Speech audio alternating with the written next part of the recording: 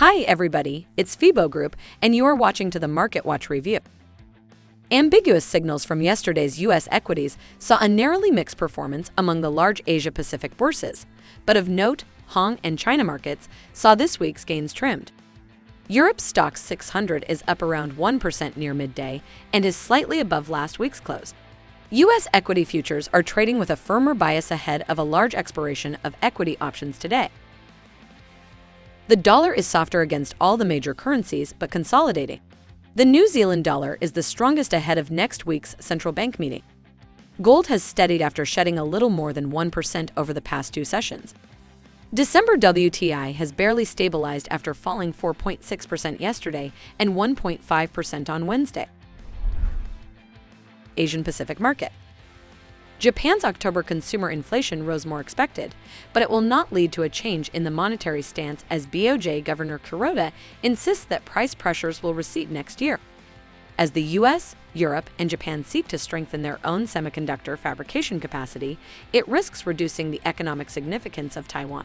In response, Taiwanese government is proposing to expand tax breaks. The dollar is straddling the JPY 140 level. It is in the narrowest range this month of a little less than 1 yen ahead of the North American session. The Australian dollar is trading inside yesterday's range. Market of Europe. As many had correctly anticipated, most of the fiscal austerity anticipated by the UK government has backloaded more than half of the fiscal pain until outlying years of the forecasting period 2027 to 2028. These seem to be the highlights. Separately, the UK reported October retail sales rose. Excluding gasoline, rose 0.3%.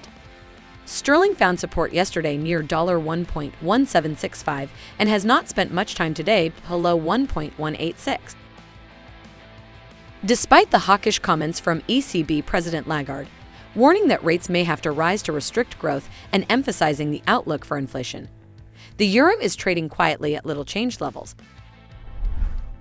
Market of America.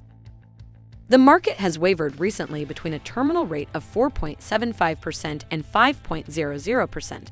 The implied yield of the Fed futures for the middle of next year edged up to slightly more than 5% yesterday, having finished last week near 4.88%.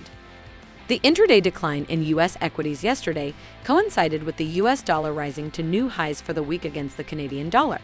It found support earlier today near yesterday's low slightly above CAD 1.3300. A convincing break could target 1.3200.